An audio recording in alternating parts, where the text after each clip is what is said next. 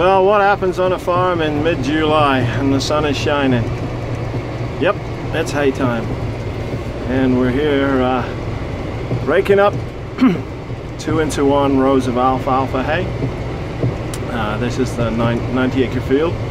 This alfalfa is just about wore out in here. It's been down for a few years, and there's some underlying problems with this field. But anyway, the next thing she'll see is the plow. So they promised me sunshine until Thursday. Today is Sunday, and the weatherman's just changed his mind, and it's going to rain tomorrow. So we're cracking on trying to get this field raked up and get it baled today. And this is the rake that we use.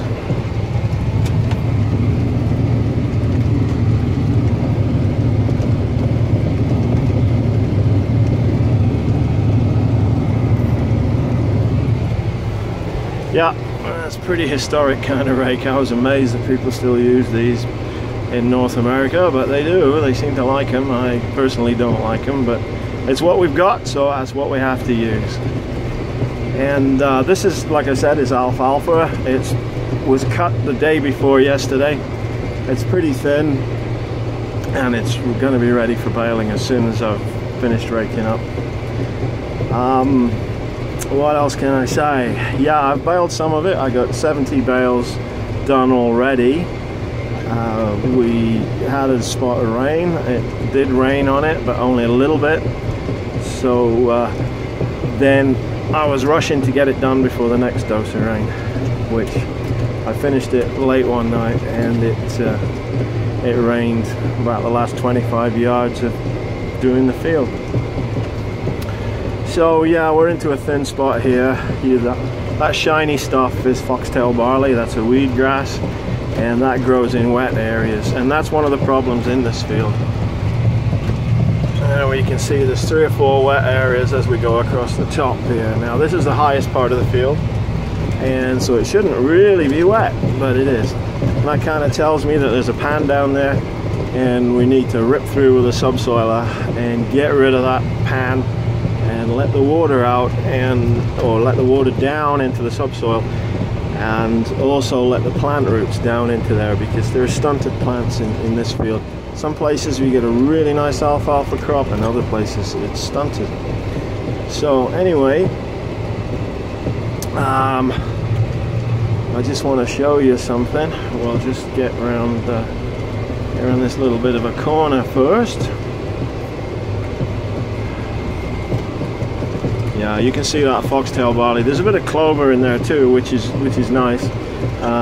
But generally hay buyers don't particularly like buying foxtail barley, and who can blame them? But yeah, this is not a bad piece of alfalfa right here, and then it gets to thin. So we'll just jump off here. I want to show you something. Yeah, we're in the John Deere today,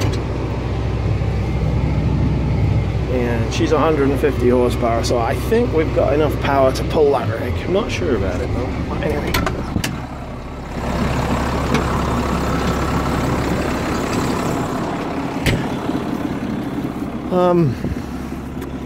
This alfalfa, it's great stuff, but it's also a problem. It's very, very leafy. This is actually too mature. You can see the flower heads in it. Now you normally cut it when it's 10% flowers or 10% blue, more or less. But if you look at it, it's very, very leafy, and that's where the goodness is. But see, this is almost too dry already. When you shake it, the leaves shatter. So really, I'm pushing it now. I should have raked this earlier, but I had other things to do. So anyway, we're doing it now. We'll get it baled this evening. This rake is reasonably gentle. It kind of rolls the hay over, and it kind of twists it into a knot, so it kind of keeps the leaf in. But if it rains on this windrow, this is going to turn bad instantly, and then you can't do a thing with it. You can't move it again with this kind of rake. It's a one-off deal. You take your 2 swaths, and you rake it into one big windrow and bale it, and that's all you should do. And a rotary type of rake is a little better, it gives you a bit more flexibility, but this is what we got. Like I said, this is what we have to use. One major problem with this rake, which I think I've solved, is the fact that the tractor had to run on the swaths, which crushed the hay, because this old bugger weighs about 8 tons. So we don't have a little tractor anymore. We used to have a little tractor, but I traded it in, and this tractor would crush the hay and knock all the leaves off and make a real mess, and then the rake couldn't pick it up because the grass or the alfalfa had been squashed right onto the ground. So not a lot of people know this, but when I left agricultural college, I studied for 3 years at Professor Whizbang's College of Artful Bodgery, and he taught me how to make things like this, which is an offset drawbar. And normally the tractor wheel would be on here, so what I've done is I've moved the toe attachment over to between the swaths of alfalfa. I'm making this drawbar extension, and it just slides on the regular drawbar. It's enclosed all the way around, a drawbar pin obviously, and then the rake attaches over here, and then when you want to transport it from one field to the next, you can hook up back over here, and it's held by a chain which hooks onto the 3-point linkage arm, and you can raise it or lower it just by lifting the arms up and down. So yeah, that took me hour and a half to make, and it's kind of transformed the job and means we're not damaging the hay. We're keeping a lot more leaf on the alfalfa and doing a better job that way.